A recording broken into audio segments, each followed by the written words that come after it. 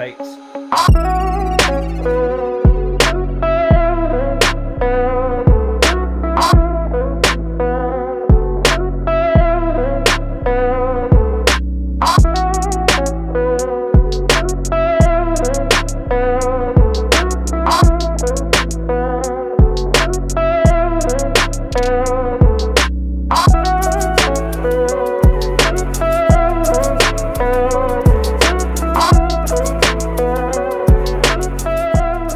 What's going on, guys, and welcome back to 420 BC TV. I'm your host, JT Adams. Today we're going to be going through something that I'm really excited to share with y'all, and it's how you can start making your own plastic baits from your home. About a year and a half ago, I dove in to making my own baits and hopped online and started looking around at different companies to start supplying me some equipment and some gear and some knowledge on how to produce good quality baits right in the comfort of my home. And it was really cool because I got to gain a lot of benefits from having my own operation. And it started off very, very small. And I want to be able to start with you guys by talking about some of the basic gear that you're gonna need to be able to start making your own plastic baits. The first thing that you're gonna need is that you're gonna need a good location. Anywhere like a garage or even somewhere in your house that has good ventilation and windows. Like my area here is kind of like a detached mud room area that's connected to my garage, and I can open up my back door and my garage door and have good cross flow, have fans blowing. You really want to kind of have a great location when you start pouring these baits, because you're going to be heating this plastic up to over 300 degrees, and there is fumes, so you don't want to be breathing those fumes in. So let's start with some of the basic gear that you're going to be acquiring along this journey, because it is a journey. You start off at such a small, manageable level, and then your interest starts growing and you start ordering more molds, and that's when a lot of the benefits really start playing a factor. Let's dive into some of the basics that it takes to be able to make this happen. So we talked about a mold. If you don't know what a mold is, I can show you. So a mold is something that looks just like this, and this is the mold that came from Do It Molds for the blunt. And as you can see inside there, there's 4 cavities that when you shut it, you would be pouring the plastisol with the color and the flake already heated down to the proper temperature right into the top of this mold. Okay, so after you heat this thing up and you're about to pour it into your mold, you got to be able to suck it out of a Pyrex cup. That's what I would recommend starting off. Anything else is really going to be dangerous. It might explode in the microwave. I'm not too sure. I've had success with a Pyrex glass, like a 2-cup Pyrex glass. I got a couple around here that I use. They're real easy to clean and they're microwave safe. Let's start there now. You got your plastic in your cup. You got the right color in there. You got the right glitter. You're gonna need to be able to take that plastic from that cup into that mold. And that's where this thing's gonna come into play. I really don't know the proper name for it. I call it a shooter. I don't know. But you can order stuff like this online, and I would recommend going to barlowstackle.com or give him a call and ask for Jim, and he'll be able to really walk you through exactly the details behind the puncher, the shooter, or whatever I'm going to call it, because there's different sizes. So I went with this size. It's real easy, and it's easy to manage. So what you do now is you take the Pyrex glass from the microwave. You want to do a temp check. So another piece of gear that we're going to need is some type of heat temperature reader. This is just some electric little gadget that I got off Amazon. Cheap, but it works. It tells me what the temperature is, and we don't want this temperature being way up there in the, you know, high 300s, and we don't want it too low at all where it sets up on us too quick. So getting a good reading and knowing what the consistency is of your plastic really allows you to start finding what temperature is comfortable for you. I don't know, it definitely some trial and error. So after you do a temp check, you take your shooter and you suck out the plastic from the Pyrex glass. And that's when you go into your mold, just like so, and start pressing from the top down. So the second that you feel any type of give or it stops just a little bit, that's when you need to stop. If you press through that moment, you're gonna, especially if your plastic's too hot, you're gonna blow through that mold and you're gonna have an overspill or overshoot, and it's not gonna be pretty. You're gonna have to break it down and remelt it, and that's never fun. That's where the trial and error comes into play. You know, you really start experimenting with different colors, different glitters, different plastics. There's so many different types of plastics out there that you can buy. You can purchase from barlowstackle.com their plastic, and you can also go to deadonplastics.com and order up to 5 gallons at a time from them. There's probably some other companies out there, so big shout out to y'all as well. So we got our plastic in our mold, and now we have to wait. This is a really good time to start kind of cleaning up what's going on. What's really cool about pouring your own plastics is that there's zero waste. There's no waste at all. Literally take what you poured, the overspill, the drop here and there, pick it up, throw it back in that Pyrex glass and pour it again.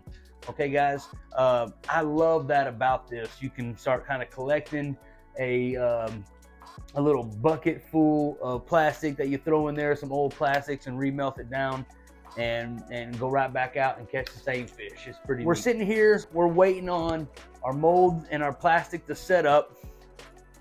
We've kind of cleaned up the area, and we definitely use, kind of skip this part, you definitely use some type of protective gloves because this is going to get hot over time. Your molds are going to start getting hot as well, so getting some type of gloves is probably, you know, what you want to do. Let's talk a little bit about color selection and glitter. What I like to use here at 420 Bait Company is from Dead On Plastics. Their color selection is just really impressive. It was kind of overwhelming at first, but once you dive in and start kind of clicking around and just kind of order what you think is going to look good, all their products are high quality and they're really unique, and that's what makes it exciting. Pouring your own baits is creating something new. I definitely went with Barlow's Tackle when it comes to glitter. From my experience, they got some of the best prices, and you can buy in bulk, and they always have inventory. So that's pretty important to me. Barlow's Tackle, I would go there. All right, so we have our mold is set up. We crack open that mold like I showed you earlier, open up those cavities, and your plastic is going to be sitting inside your mold looking like this. This part up here, this is what you can rip off and throw into your extra plastic that you might remelt for yourself later on. But this right here is going to be your finished product.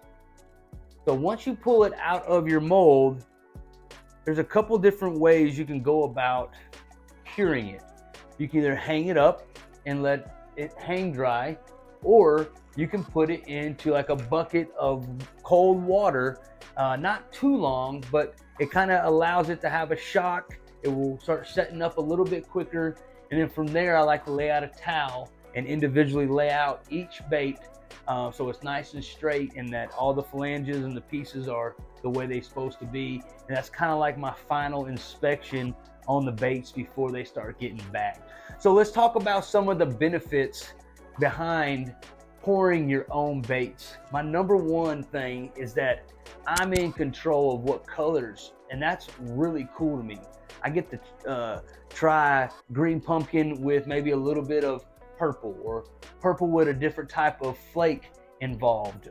That's always a really cool thing, to be able to find something different that's not on the shelf at a Walmart or a Bass Pro, you've made it, and now you can start sharing that, start posting about it, and maybe other anglers will hit you up. And that kind of leads into the other benefit behind this. Not only saving money on the back end, but you can really make money by maybe opening a small business. You can start off with just something that I showed you earlier, and then move into something like we have right here. This is the Shooting Star by Ultra Molds. Ultra Molds is a phenomenal company, extremely great when it comes to customer service. They do really cool training online on YouTube. Ultra Molds is their YouTube channel, so check those guys out. What this allows me to do is, instead of re-microwaving this plastic and re-stirring it all the time and having the heat check with this Amazon heat checker, I can set my temperature and keep it consistent and regulated right here with the digital gauge up front and in the back. So I have two different temperature controls, and it's being able to keep that plastic mixed and turned in the consistency of the plastic. That's important when it comes to drawing that out into your shooter, right? Because you don't want to have air bubbles, you don't want too much glitter up front or whatever have you. You want all that to be blended and mixed nice for you. This machine does that. I pour the plastic in there, my color, my glitter. I give it about 30 to 45 minutes to heat up and get up the temp. And as you can see right now, I turned it down just a little bit. And I'm gonna set this thing around 305, 310. And that's gonna be the temperature that I start pulling this plastic out to go to my molds. Now, when you move up to this type of machine, you're talking that you can now start producing 10x, 15, 20x, I don't know, but you can start producing so many more baits in a just short amount of time. The process of going through with the Pyrex glass and the little sucker shooter deal here and having to reheat it is that there's a lot of time, a lot of waste that is just there, and you can try to find different routines and processing of how to make that happen, but of the process, but that microwave slows you down a lot. So that's why I moved up to this, is because I started a small business. 420baitcompany.com is where you can get my plastics. And this allows me to have still like freedom in my life where I'm not just slaving away punching baits for orders.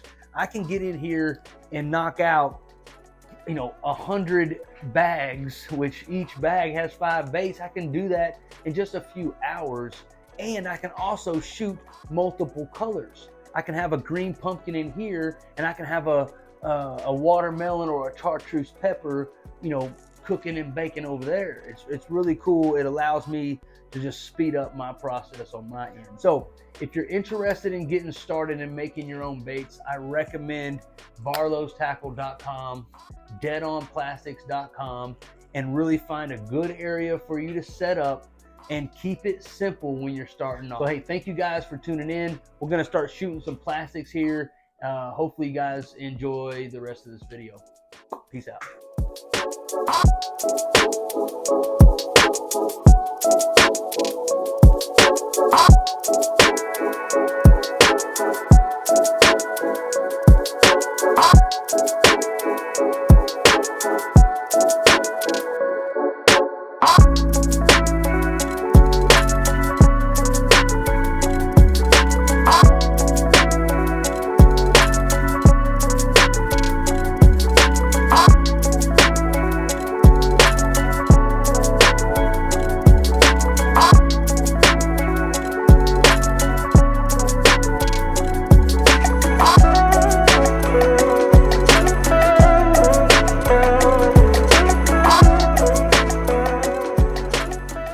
Shots that we took there, we had one beetle bong that had a defect on the tail, but that's okay because we can break that down, throw it into a Pyrex glass and reheat that up and give it another shot.